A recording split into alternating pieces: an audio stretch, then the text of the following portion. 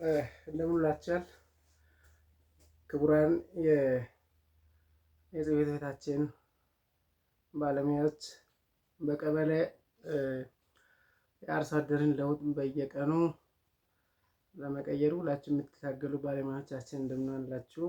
እኔ ባለፈው የእንስሳት ምርት ምና ማኑዋል ስልጠና ክፍል 1 ባለፈው አቅርቤ ነበረ።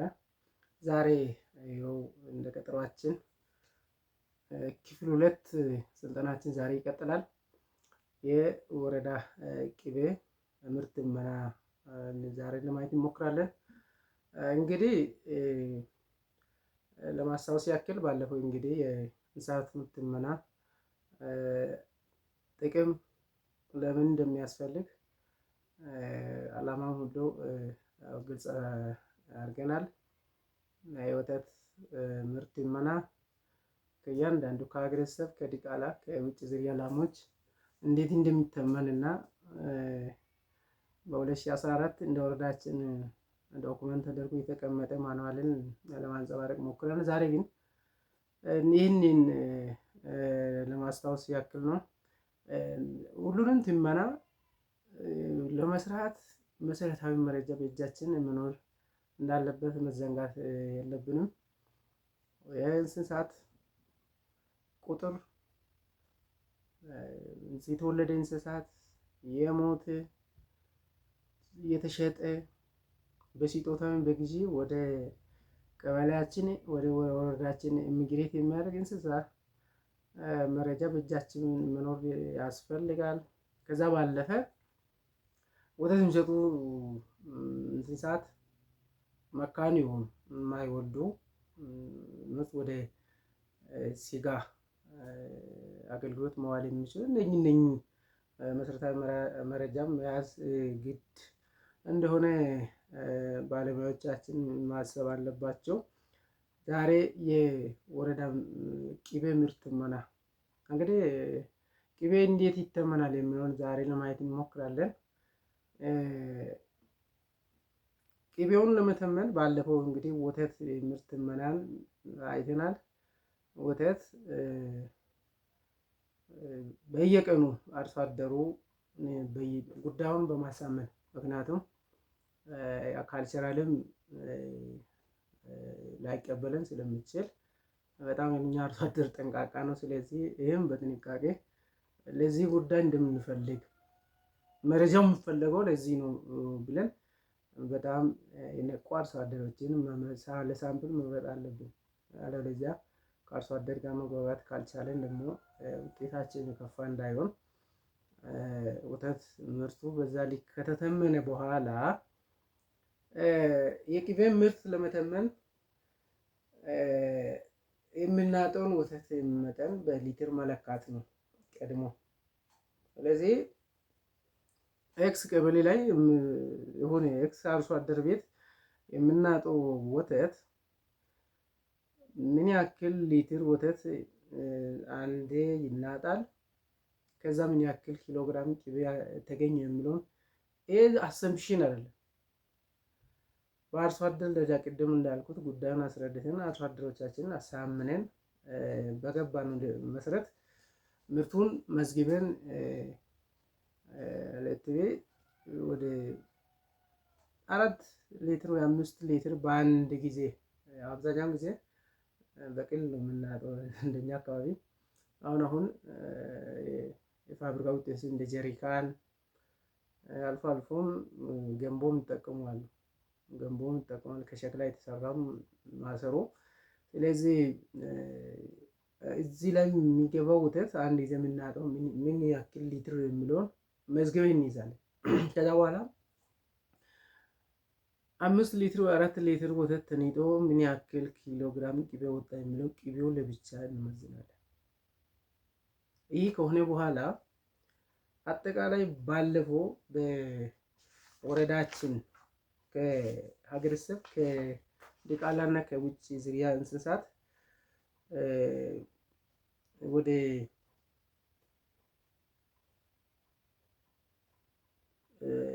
18,010 ቶን ወተት ነው ይሄን በ1000 ሲታባዙ ሊትሩን ይሰጣቸዋል ማለት ነው። ሊትሩን እናገኛለን።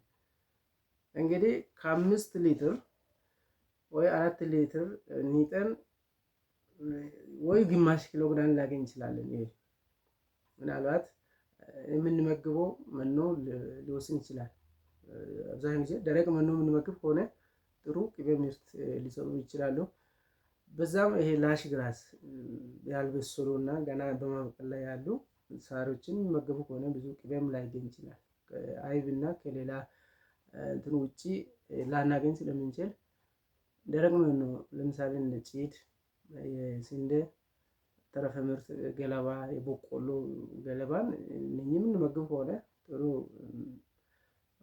ቅቤ ምርት ልናገኝ እንችላለን። ከዚህ የምንመግበው ሳር የእንስሳቱ ዝርያ የቅቤውን መጠን ሊወስን ስለሚችል ከዚህ አንድ ከተናጦ ይህን ያክል ሊትር ምን ያክል ቅቤ ያገኘን የሚለውን መዝግበን ከያዝን በኋላ ለምሳሌ ከ5 ሊትር ቅቤ ይቅርታ ወተት 1 ኪሎ ግራም ቅቤ ብናገኝ እንግዲህ እዚህ ላይ ከ18,000 10 ቶን ወተት ወይም በዚህ ይሄን በሺህ ስናባዛ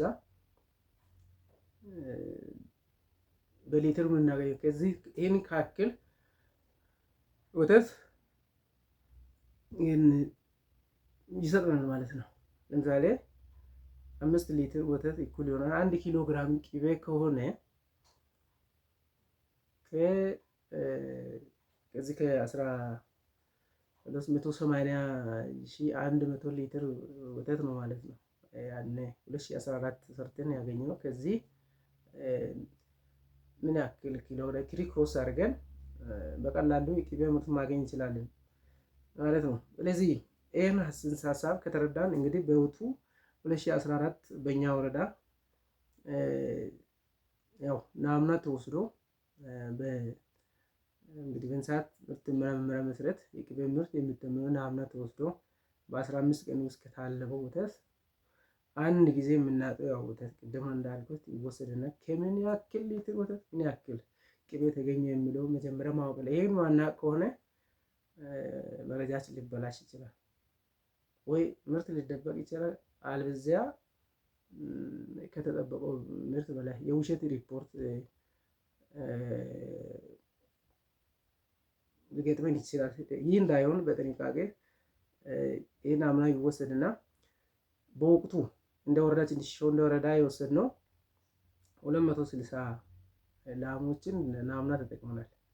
ከ260 ላሞች ከደጋ ከወይና ደጋ ሚድላንድ አካባቢና ትንሽ ደረቅ ቆላማ ከሆኑ ባለፈው እንደተነጋገርነው የአየር ሁኔታ የአግሮ ኢኮሎጂ ራሱ ተጽዕኖ ስለሚኖር ቅቤ ምርት ላይም ወተት ምርት ላይም ስለሚኖር ይህን ማናፈቅ ከአንድ አካባቢ ብቻ ናሙና የምንወስድ ከሆነ ወረዳ ሊወክል ስለማይችል ከእንደዚህ ደረቅ ቆላ የሚባሉ አካባቢዎች እንደነ ሾራ ጠቃ፣ ቡባ፣ ጋውታታ አሁን እየሰፉ ያሉ ሽመሮ ወጣት ሰፈራ እየገባባቸው ያላቸው አካባቢዎች እንደኚህ ነው ደረቅ ቆላ የምንለው። ኦልሞስት በተለምዶ በረሃ ይባላል። በረሃ አይደለም ደረቅ ቆላማ ነው የሚባሉት። ከእነኝና ከሚድላንድ ከደጋ አካባቢ ከተወሰደው ከ79,074 ላሞች 260 ላሞችን ወተት ለዚህ ለምርት ቅቤ ምርት ትመና ናሙና ወስደን ነው የሰራ ነው። በተወሰዱ ላሞች የተገኘ የወተት ምርት 7,410 ሊትር ነው። ቅቤ ምርት ለመተመን ብቻ ማለት ነው። ስለዚህ ይሄን ወስደን ይሄ ተኒጦ የተገኘ ቅቤ ምርት 407 ኪሎ ግራም አካባቢ 407.01 ኪሎ ግራም ቅቤ ተገኝቷል ማለት ነው። ስለዚህ ቀመሩም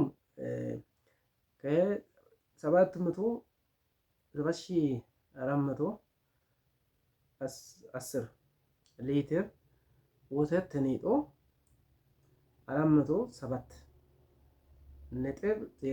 ኪሎ ግራም ቅቤ የሚገኝ ከሆነ ከአጠቃላይ የኛ ወተታችን በወቅቱ የተገኘው የ2014 ምርታችን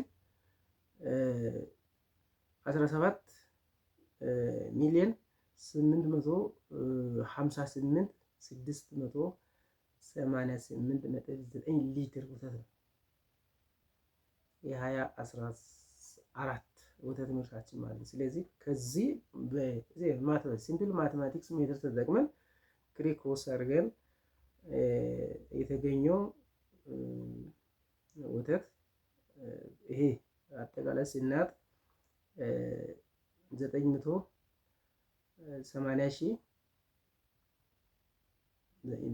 980,926.44 ኪሎ ግራም ቅቤ ተገኝቷል ማለት ነው።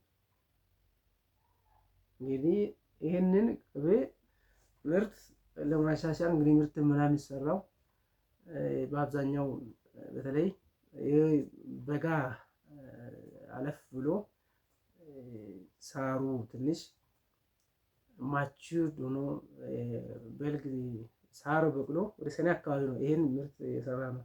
ምናልባት በጋ ላይ ብንሰራ ሊቀንስ ይችላል፣ የሳር እጥረት የመኖ እጥረት ስላለ። እንደነገርኳችሁ ይሄን ምርት ምናምን ሰራው የሆነ አክሽን ለመውሰድ ነው።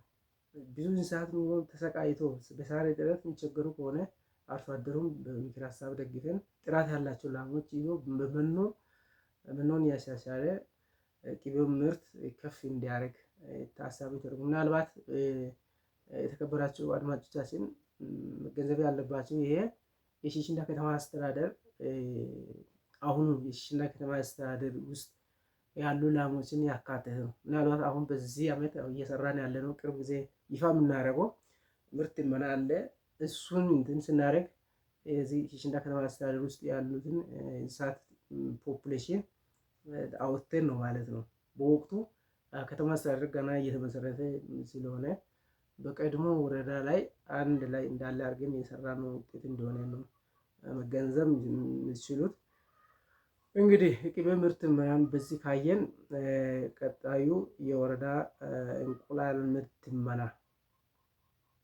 ምናልባት እንዳልኳችሁ ይሄን በዩቲዩብ በዋትስአፕ እና በተለያዩ ሚዲያ አማራጮች ይህን ስልጠና ስትከታተሉ ያልገባችሁን ነገር አሁንም መጠየቅ እንዳትረሱ ለማሳሰብ እፈልጋለሁ። የወረዳ እንቁላል ምርት ትመና ያው እንቁላል የሚሰጡ ዶሮዎች ናቸው።